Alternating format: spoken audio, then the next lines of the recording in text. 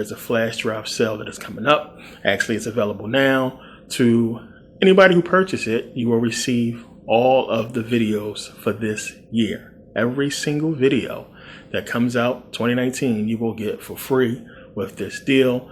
You will receive the 256 gig flash drive with all the videos that's already out on it, as well as access to my new upcoming website that will be a members only website. So basically the sale will go from now up until February 15th or until all the spots are filled up. So once the spots is filled, then that'll be the end of the sale. But definitely take advantage. There's only about 500 people I can actually fit into this order that I can fit as far as membership into the website at this moment. So once the website is up and running, as I talked about, those people will receive access to the members only site, and I will get into later on what that will entail. But it pays for itself. Every single video that comes out in 2019, you will get the download to absolutely free with this purchase. And yeah, it's definitely a good investment, a good deal, and it pays for itself. But let's get into the video. It's a lot of people, people have been wanting me to talk about this for a long time. I always get, messages from people asking me, am I a Mason? Am I part of secret society? Wearing this shirt probably won't help. People will always speculate when you wear stuff like this, but you need to understand what this stuff is. And I put out the video on what's really evil on YouTube, so you get some kind of hint. But you really need to understand what this stuff is, because just like you and a lot of other people, I was skeptical. I was worried about what this stuff really entailed, and was it real? So it's important to know this stuff so you can get it in and understand what they're using against you. It's nothing spooky about it when you really understand. But when we start getting into secret societies, fraternities, this is where it gets a little bit different. And you need to understand what this stuff is about and what it really is on the surface. There's a lot more to it that people don't understand. So, like I said, Masonic friends, people, Masons email me all the time. People in secret societies talk about so many different things, and they are amazed about some of the stuff I know. But it's a lot to get into when it entails them and their true purpose. And this is one of the issues that we face when it comes to secret society. See, a lot of people don't understand about an agreement. If people come together and do things that's going to affect the agreement, then that's an issue. That's a problem.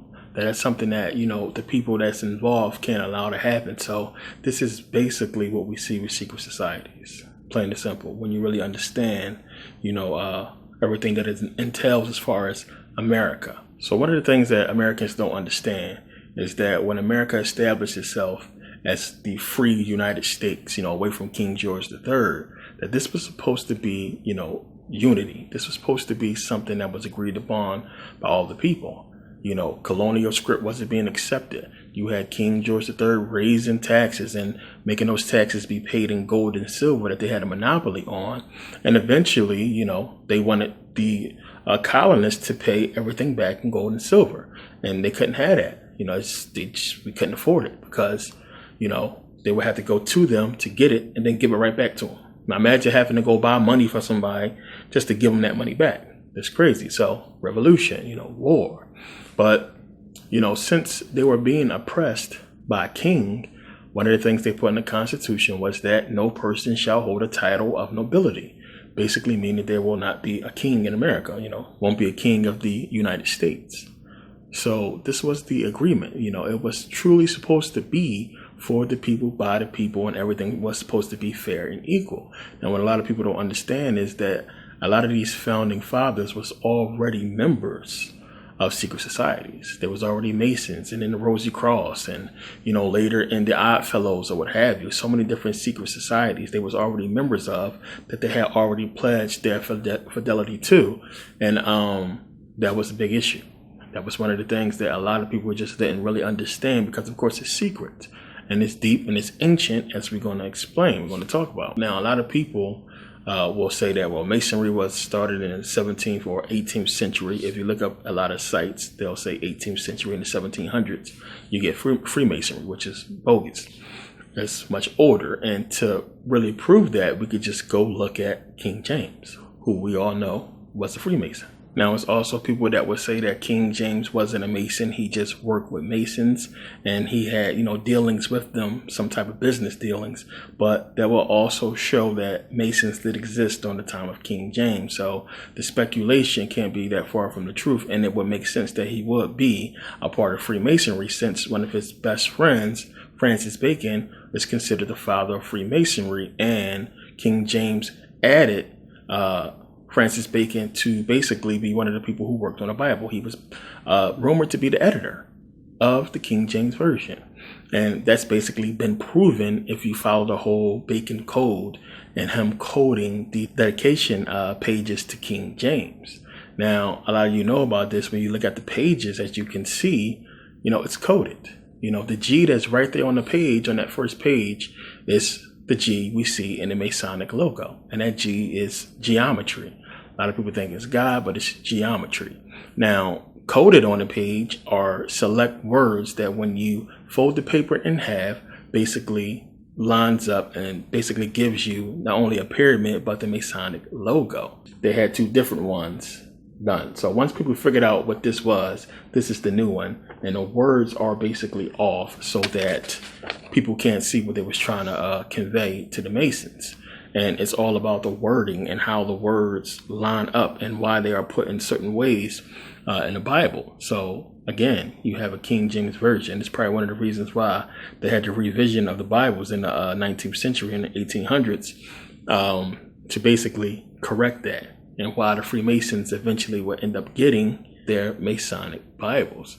And the thing is, a lot of people, when you look at the Masonic Bible, you look at a regular King James Version, a lot of people will say, well, the words is the same. But it's not about the words being the same. It's about how they line up. Just like it showed you on the page, words put in specific places so that they will line up and create specific symbols or mean specific things unique to not just Bacon, but to the Freemasons. And again, if you have Bacon's code or his alphabet, which is 22 letters in his alphabet, and the cryptex, whatever it would basically, be able to decipher a lot of the passages that's in the book. And, the code would be also knowing what pages to go to. So it's a lot to it, but the book is definitely coded by Francis Bacon. Francis Bacon is also considered the creator of the Rosy Cross or the Rosicrucian. And, again, when you look at the difference in the pages, it's like, why one, do the Masons have their own Bible? That's one thing. Two, why would they change the page? That basically gives it away, right there. When you look at the older versions, it looks exactly like that. And you can see where the words is changed and how the indenting is different at the bottom. Why change it? If it was absolutely nothing and didn't mean anything, why would they change it? So it's giving it to you right there, clear as day, Masonry. As soon as you open the Bible, before you start reading Genesis, you got Freemasonry right there. And we understand the story about Francis Bacon, how he was basically supposed to be the illegitimate son of Queen Elizabeth I and some Duke of Leicestershire or some crap. I believe his name was Robert Dudley. And we can find the symbolism to that as well in the Bible that he quoted as far as him and his birthright, which a lot of people who study Bacon know he had an issue with him basically really being the heir to the throne left behind by Queen Elizabeth, but he couldn't be, put on the throne because he was illegitimate. So King James, took the spot, which is one of the reasons why you have King James of Scotland just coming to this position as the King of England later on. And again, for the people who don't want to look at King James as a Mason, you got to understand this dude was King James, Scotland. You have the Scottish rite of Freemasonry. So put it together and it all fits. So you got to understand one of the reasons why a secret society would be important and why they would even have to develop such a thing. Now we know we could trace it back to ancient Kemet. We could look at the whole craft of Amun-Ra and Imhotep and everything that the Masons today attribute to the ancient Egyptians as far as the creation of their order. And we can probably understand why the ancient Egyptians wanted to keep this information secret, to make sure that anybody that was initiated was basically on a spiritual path. Anybody who was taught this information was spiritually right. Because when we get into everything about, science and math and all the spirituality that this information entails, we can see how the manipulation of it could be used to basically do exactly what the Europeans have done, and that's take over, that's conquer. So again, it's rumored that the Egyptians made tallies and Pythagoras and the other Greek philosophers wait years, probably to see if they was on a spiritual level or if they could be trusted with this type of information. And we seen what happened once they went into Kemet and came out. They came out saying exactly what the ancient Egyptians were saying: know thyself. A lot of them was on that spiritual level, but you got to understand that, once Kemet fell, this began the rise of the secret society. And probably before it fell, they probably already was meeting in secret, going over this information. So a lot of people who study Greek antiquity know all about this. The Eleusinian Mysteries is basically considered the first ancient Greek secret society held in Eleusis, Greece, which Eleusis is based off of the Elysium Fields, or remember what Elysium is basically a place in Greek mythology where the mortals who was cool with the gods or had some kind of relationship with the gods went at death. They went to Elysium because they had some kind of relationship with the gods. But they would hold these ceremonies once a year in Greece to basically bring in initiates for the worship of Persephone and Demeter. So remember the story, how it goes with Demeter and Persephone. You have Hades kidnaps Persephone and marries her. She becomes basically the queen of Hades. And I'm going to read about this real quick because, it makes a lot of sense when you understand its relationship to ancient Kemet. Now it says, Persephone is the daughter of Zeus and Demeter. Homer describes her as the formidable, venerable, majestic queen of the underworld who carries into effect the curse of men upon the souls of the dead. She becomes the queen of the underworld through her abduction by and subsequent marriage to Hades, the god of the underworld. The myth of her abduction represents her function as the personification of vegetation, which shoots forth in spring and withdraws into the earth after harvest. Hence, she is also associated with spring as well as the fertility of vegetation. Similar myths appear in the Orient, in the cults of male gods like Attis, Adonis, and Osiris in Minoan Crete. Clearly, we can see this whole, worship of Persephone and what it entails is the same as Osiris. Just talked about this with Christmas and the whole Chorax festival that begins December 10th through January 8th that was celebrated. And, it's about the raising of the crops. Basically, when the water recedes and the crops start to grow, and it's dealing with basically the rebirth of Osiris, which is basically dealing with the rebirth of vegetation. It's the same stuff. They just put it in different things, showing clear as day. They got the same stories. They understood what the ancient Egyptians was doing as far as pictorially creating these stories to basically speak about, mysteries of, earth, science, the universe, nature, or what have you. So the Greeks basically picked up on the same thing. They picked up on the same thing and started doing the same thing and created their own deities to basically reflect what the ancient Egyptians was doing. This is just one example of that with Persephone. But one of the things a lot of people was not thinking about is universal law, when understanding a secret society and how they are structured, and understanding that these people at the top understand universal law and the people at the bottom do not. So with universal law, a lot of people got to think about it. If I told you to go rob a bank and bring me back the money, you would be like, hell no. That's crazy. Why would I go rob a bank and risk everything and bring you the money? But if you did that, if you went and robbed the bank and you got caught in the process, you couldn't come back and be like, well, he told me to rob the bank, so I robbed it. You would still go to jail. I would deny it and you will go to jail. Plain and simple. You got to understand that universal law does not punish the person who gave the order. That's the secret to it. It doesn't punish the person who gave the order. You are your own person of your own free will. It is up to you to choose to act or not act. So again, the pyramid, the symbol that they use for so-called Illuminati or what have you, it's the perfect symbol, because they understand that the many at the bottom is going to basically make it possible for the completion or the agenda to be fulfilled. Without those bottom blocks, the many of them, the top blocks won't stand. Plain and simple. So they basically manipulate and use. And that's basically what a secret society is when you really understand it at its core. The people at the top is going to rule. They understand everything. Pyramid is a perfect example. Because the small people at the bottom is going to hold the majority of the weight. And then finally, once all these people are in position to get the structure perfectly right, they can finish with the capstone. And them being the capstone, they can see 360 degrees. Plain and simple. They can see everything. While the people on the bottom have to hold their position so the people at the top can rule. And it's basically the perfect structure. And it's exactly what they are using. So when you go back and look at how these people would come back in later and infiltrate in America and start setting up these secret societies, understanding that we can't beat the people. We have to create this structure, this power structure, and make sure we have implanted our people that's going to make, our agenda come to fruition. And we're going to use the people to make it happen. And that's exactly what they did. And as I said before, they used religion, patriotism. These are the keys that is allowing the secret society and the people at the top to rule over you. Who are the initiated? A lot of people are not seeing these people's lives.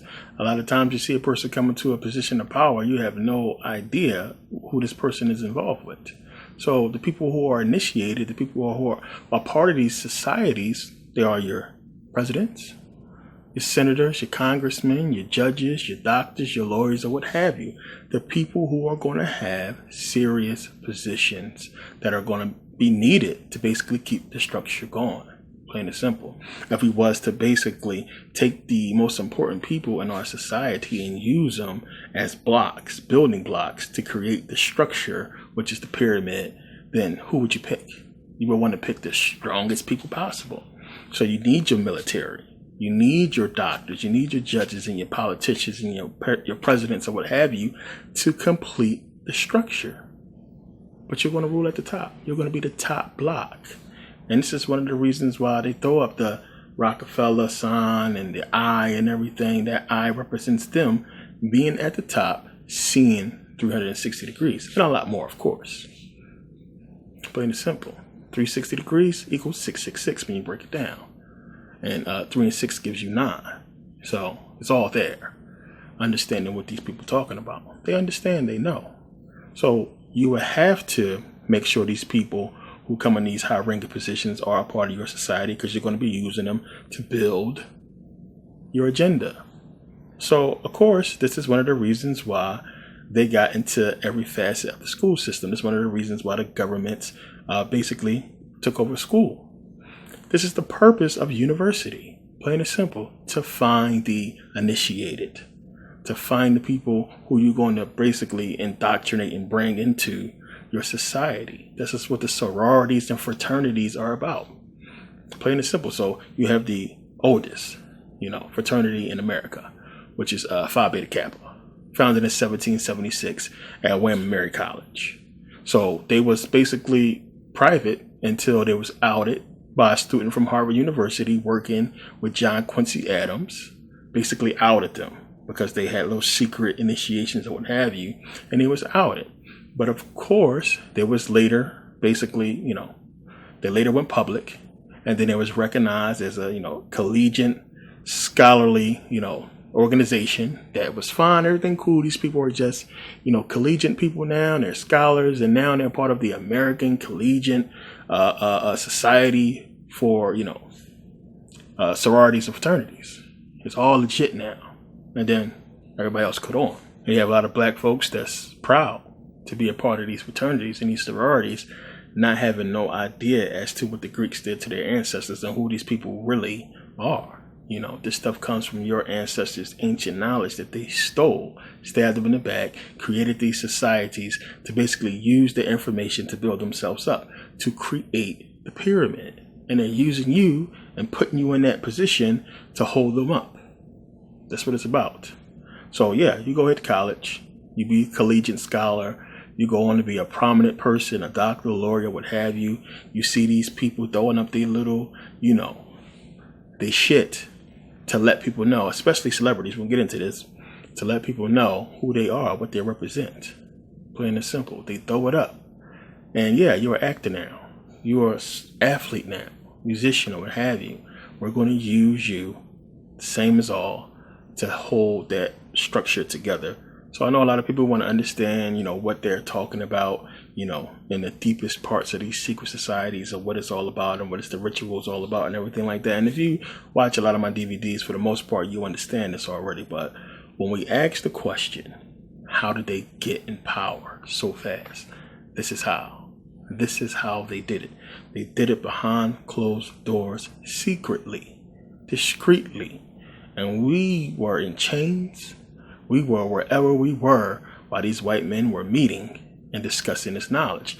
This is not about, these secret societies are not about a bunch of white men sitting around drinking brandy and smoking cigars and talking about knowledge. It's about them organizing and applying that knowledge so they can build their pyramid, plain and simple. So they can build their structure, their agenda, plain and simple. And this is what it's about. And this is exactly what they have done. Don't get caught up in, the rituals, the stuff that they show you purposely to scare you away from what's going on. Keep you running back to that Jesus. That's what it's about. So when you really grasp it, look at everything I've talked about with ancient Kemet and where they got the information from. This is what's being talked about behind closed doors. The application of your energy being used to fulfill agendas while basically not defying universal law. Because when you pay attention to everything that they have accomplished, we have given to them. Pay attention. You're talking about the wars that were fought by us. You're talking about the laws that was passed by us.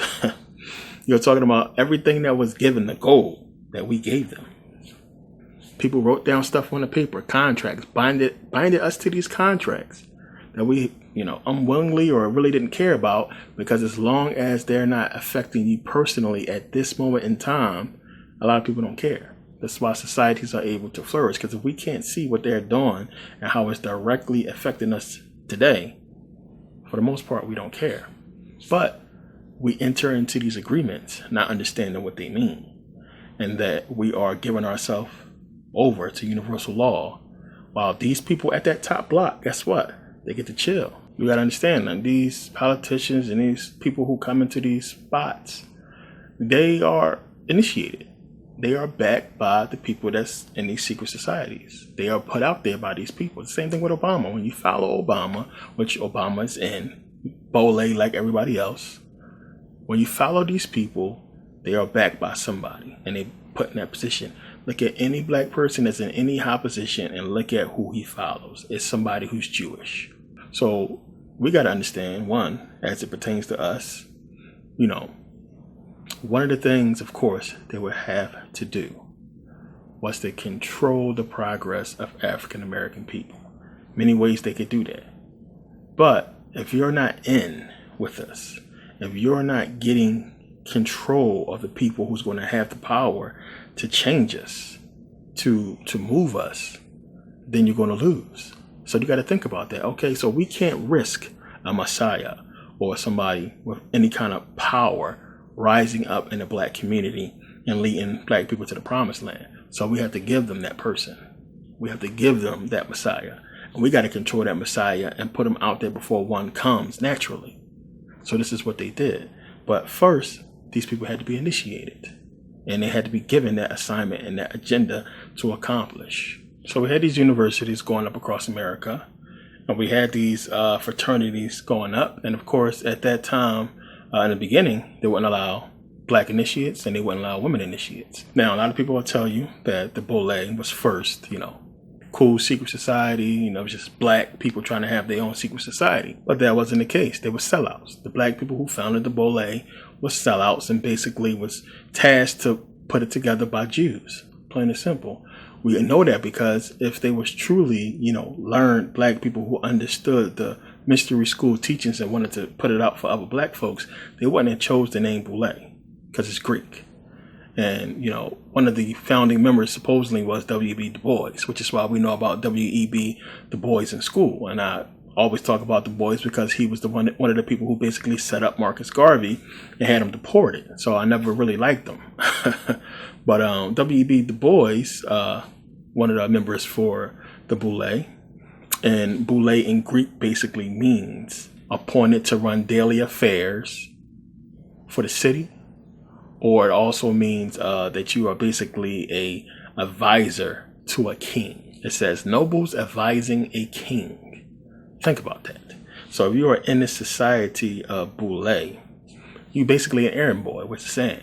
So either you working for the city, as it's saying here, or you're working for the king, which that's basically what it means. Nobles advising a king. They are doing the dirty work of the white man, plain and simple.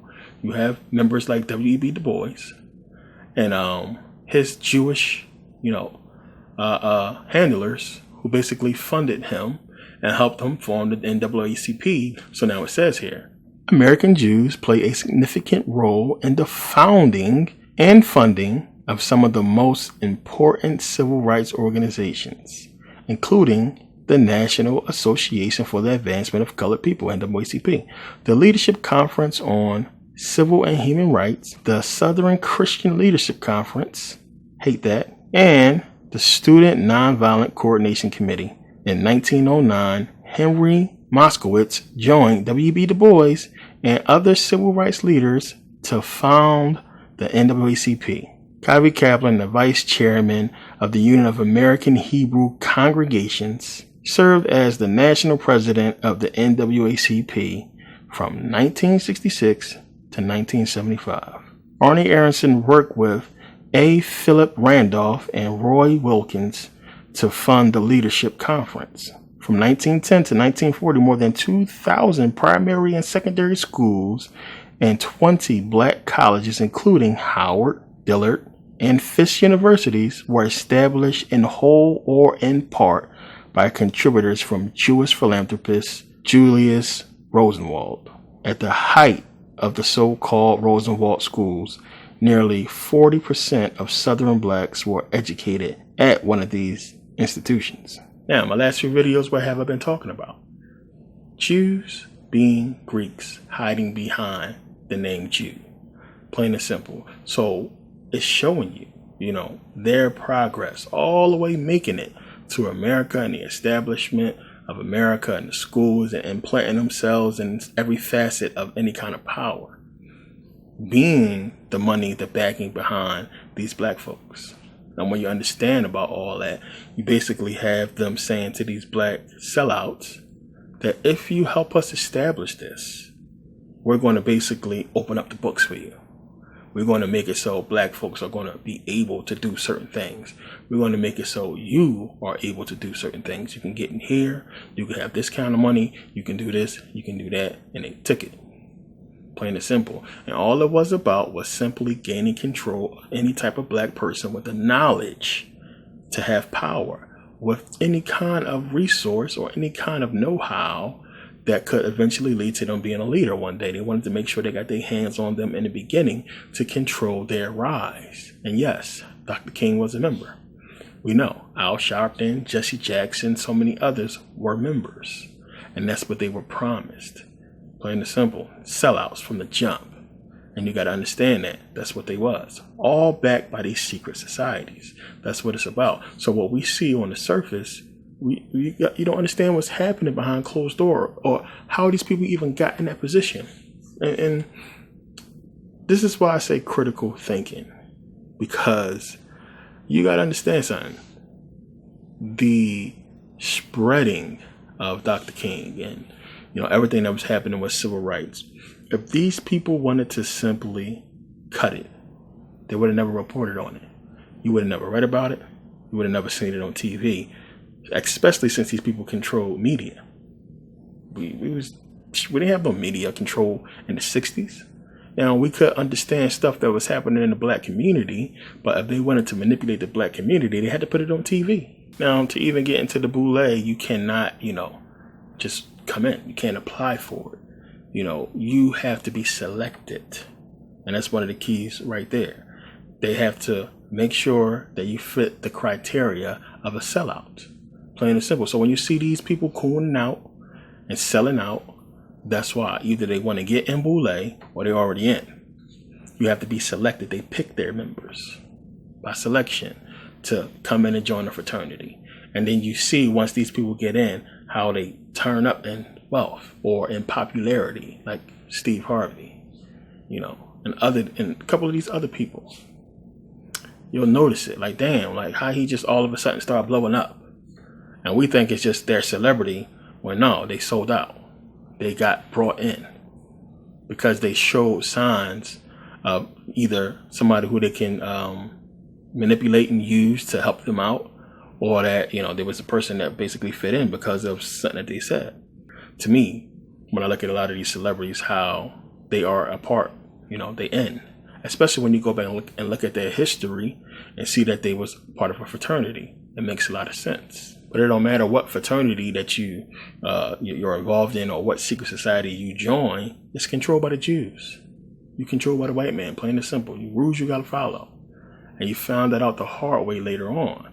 Now, I made this picture to basically show a lot of Muslims that was talking crap, about their society, about their religion, I should say, and what it really is, and to understand and trace it back to these origins. Now, clear as day, you have Albert Pike, considered co-founder of the KKK, one of the highest ranking Freemasons of all time. Now, that should say something right there. That collaboration of a KKK member and a Mason should tell you something. I get a lot of people who ask me, hey, I'm thinking about joining the Freemasons, or, I was asked to join the Freemasons. What should I do? Why would you want to join a society that was basically, conspiring and working with members of the KKK? I mean, you got to think about that. But pay attention and look. The picture's crazy for anybody who understands esoterically. Not just the symbolism itself. You have the original KKK costume having the Shriners symbol, which is the Islamic symbol. Plain and simple. You have Music Clan, sounds like Muslim. You have Cloron, sounds like Quran. It's right there, clear as day. You have these men wearing fezzes with Islamic symbolism on it. Do any of these people look like Muslims to you? Talked about this before. Should tell you something. What is that about? You have this connection. You look at Truman, president. Was this president Muslim? No, got a fez on. These people wearing fezzes with Islamic symbolism. What is that about? What is going on? And you see how everything is incorporated. Everything is mixed together. Everything ties into one another, on a level of secret society. It's all the same stuff run by these Jews who are Greeks, who are basically white folks. We have this problem as black people wanting to be a part of something. Everybody want to be affiliated with something. Nobody don't want to stand specifically for ma'at, truth, plain and simple. I don't have a religion, but if I'm going to follow anything, it's going to be truth, because that's all you should follow. All these other cliques and societies and groups is bullshit to keep you away from truth. You got to understand that. So we got a habit of trying to just jump in and follow anything. And you got to think about how old Freemasonry is, that while you were in chains, in slavery, that these Masons were still running around. These slave masters was Masons. Plain and simple. You have a lot of people in the KKK, Masons. Plain and simple. And they actively sook and tried to recruit members of secret societies. So I'm going to read here. So this is basically a pamphlet from the KKK trying to recruit people on the basis of Protestant Christianity. Now it's saying here, help us put this pamphlet in the hands of every Mason, Odd Fellow, Knight of Pythias, which I'll talk about in a second, Klansman, and Fraternalist of every Protestant American organization just as rapidly as possible. Now you have the Knights of Pythias. Now, the Knights of Pythias is basically based off of, again, Greek mythology, Greek stuff. Of course, goes back to it. When you get into these secret societies, we know, goes back to the Greeks. Same as the fraternities, go back to the Greeks. The people who stole everything goes back to the Greeks. And I'm the only one, you're not going to find too many people harping and picking up on the fact that the Greeks is responsible for this stuff. But you have the Knights of Pythias, right? And you have the story of Pythias and Damon.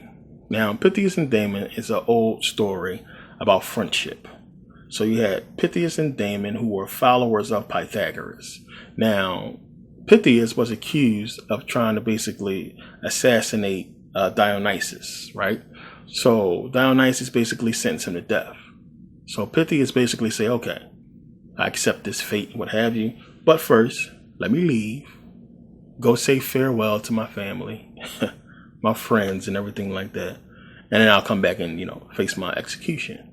And Dionysus is like, hell no.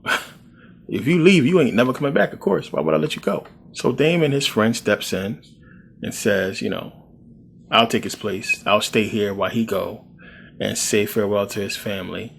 I'll basically stay here in this place. So Dionysus says, okay, well, if you don't come back by this date, we're going to kill you. And they agree on it. Dionysus, of course, believes that he ain't never coming back. He thinks it's the last time he's going to see him. So long story short, Pythias leaves.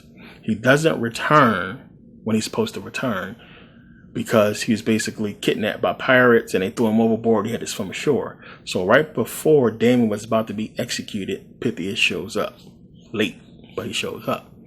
And he explains to Dionysus what happened. So despite him being kidnapped and thrown overboard, he still, broke his neck, rushed trying to hurry up and save his friend to get back there to die in his place. So he basically escaped death to go die for his friend. So Dionysus basically set them both free, being moved by the story. So this is the formation or the story for the formation of the Knights of Pythias, which is a secret society based off brotherhood, because that's what the story is about. Just to understand some of the type of ways and stories that were used to establish fraternities. One of the reasons, of course, to get people to join, but of course there was sinister reasons behind, the true meaning of the secret society, or they had deeper, more sinister actions that they were going to be performing. But you had at a point in time, of course, once black people started to understand about these secret societies, they wanted in, and it was a big discussion about allowing black people into these Freemasonry, and something that when you understand it, it's like, why would we let black people in? This is basically, against them when you understand the top block. Maybe the people lower didn't understand that, but some people probably could figure it out.